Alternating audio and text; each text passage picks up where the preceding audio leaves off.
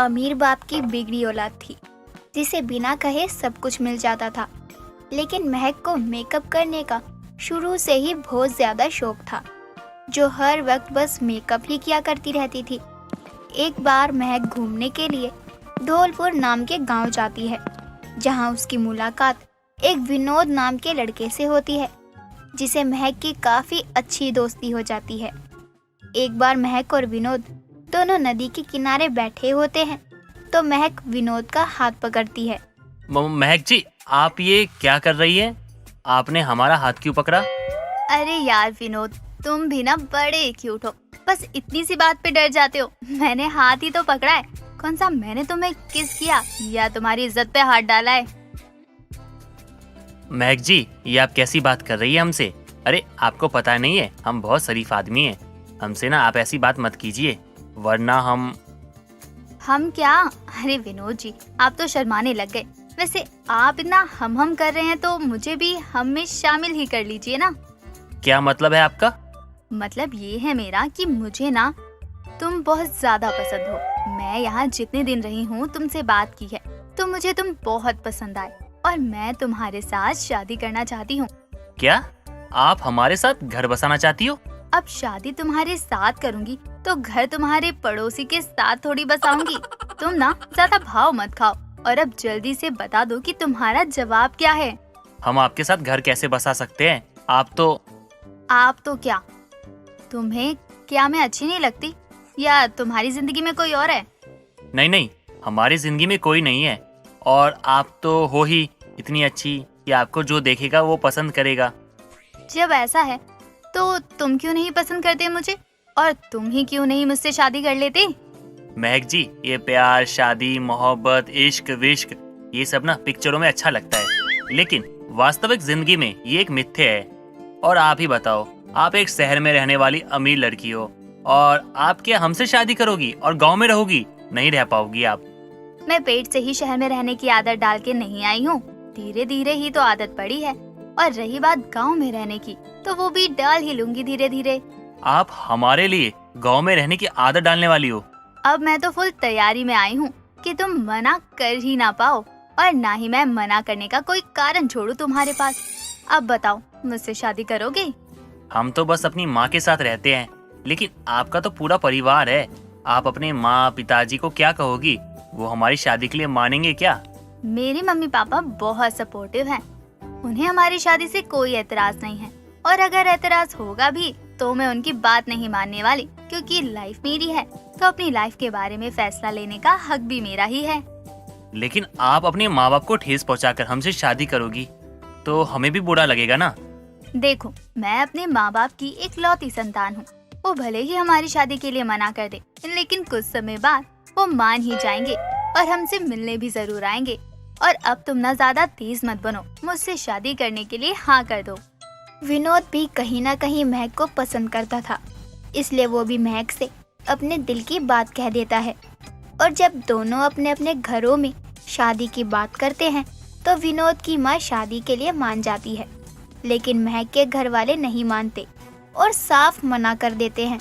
लेकिन महक अपने घर वालों की बात नहीं मानती और बिना कुछ बताए विनोद के गांव जाकर उससे शादी कर लेती है, जिसके बाद महक के घर वाले उससे रिश्ता तोड़ देते हैं। जिसके बाद अब महक विनोद के साथ ही रहा करती। कुछ दिनों बाद महक ऑनलाइन मेकअप का बहुत सारा महंगा सामान मंगवाती है, तो इतना सब देखकर महक की सास यशोदा चौंक कर कहती है, बहू, इतना सब किस लिए मंगवाया? हम किसी शादी में जा रहे हैं क्या, जो तूने ये सब मंगवा लिया? और सब एक जैसे ही दिख रहा है, कहीं तू कोई दुकान तो नहीं खोलने वाली? माँ जी, मैं कोई मेकअप की दुकान नहीं खोल रही, और ना ही ये सब एक ही है। कंटूर, ब्लश, आई शेडो और मेकअप का सारा सामान है।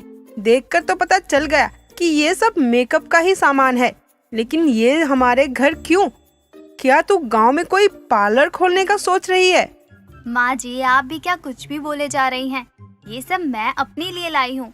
मेरा आधे से ज्यादा मेकअप का सामान तो मायके भी रह गया, और जो लाई हूँ वो भी खत्म हो गया।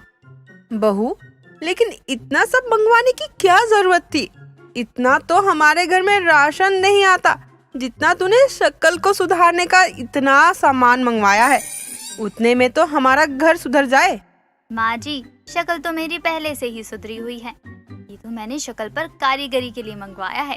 शादी के बाद तो लड़की को और भी अच्छे से बनकर रहना चाहिए। बहू, 400-500 रुपए हम गरीब के लिए बड़ी बात होती है। अभी इतने में मैं महीने भर की दाल ले आती, लेकिन तूने आसानी से इतने पैसे उड़ा दिए। माँ जी, आपको किसने कहा ये 400-500 का है?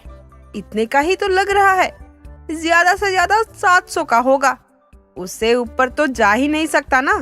माँ जी, ये सब 13,000 का है और अभी बहुत से सामान रह रहे हैं। धीरे धीरे वो भी ले आऊंगी। हे भगवान, थोड़ा सा भी दिमाग है क्या तेरे अंदर? ये कहाँ से लाई? इतने पैसे किसने दिए तुझे? माँ जी, वो विनोद जी के रखे थे ना पैसे, तो मैंने ले लिए। हे भगवान, मेकअप वाली बहू कहाँ से आ गई इस गरीब के घर में? अरे बहू, हम पाई पाई जमा कर रहे हैं ताकि हम अपना घर ले सके, और तूने एक ही बार में सब उड़ा दिया। यशोदा महक को बहुत सुनाती है, उस पर गुस्सा करती है। एक दिन महक घर के काम में लगी होती है और विनोद की बहन शिवानी महक के कमरे में सफाई कर रही होती है।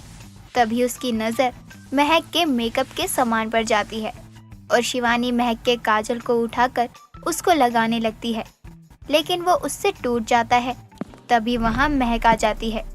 उससे ये देखकर बहुत ज़्यादा गुस्सा आता है और वो कहती है, शिवानी, तुम्हारी हिम्मत कैसे हुई मेरे सामान को छेड़ने की? भाभी, वो क्या वो लगा रखा है? अरे तुम्हें पता भी है वो काजल कितना महंगा था? अरे किसने कहा था तुम्हें मेरे कमरे में घुसने के लिए? पर भाभी, मैंने जानबूझ के तो नहीं किया, वो तो मैं बस लगा के देख रही थी। तुमने अपनी शक्ल देखी है जो मेरा काजल लगाने चली थी? अरे पूरे 1500 रुपए का काजल था वो।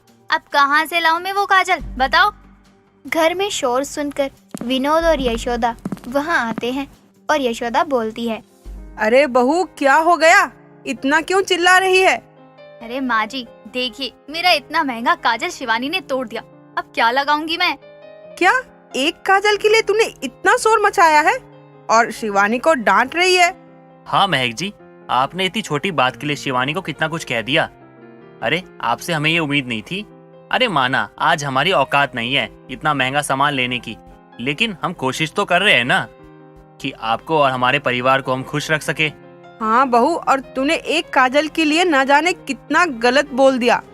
महक एक गरीब घर की बहू तो बन गई थी, लेकिन हरकतें अब भी उसकी अमीरों वाली ही थी और ऐसे ही कई दिनों तक चलता रहता है। कुछ दिनों बाद विनोद की नौकरी चली जाती है और घर में कहीं से भी 1 रुपया नहीं आता। घर में खाने के भी लाले पड़ जाते हैं।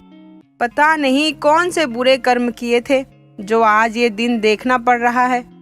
अगर महक जी आपने थोड़े पैसे बचाए होते, उड़ाए नहीं होते, तो कम से कम आज हमारे खाने के लिए पैसे तो होते। लेकिन आपके महंगे मेकअप के चक्कर में हम गरीब और ज्यादा गरीब हो गए। हाँ माँ जी, आपने और विनोद जी ने सही कहा था। मुझे माफ कर दो। मैंने विनोद से प्यार तो किया, लेकिन कभी उनकी बीवी नहीं बन पाई। लेकिन मैंने इतना महंगा महंगा मेकअप खरीदकर आपको परेशानी दी, तो अब मैं यही सब बेचकर आपकी परेशानी हल करूंगी। महक अपना सारा मेकअप का सामान बेचकर विनोद की एक दुकान खुलवा देती है और फिर महंगा मेकअप भी छोड़ देती है। लेकिन जब विनोद अच्छा कमाने लग जाता है तो वो महक को तोहफे में महंगा वाला मेकअप गिफ्ट करता है।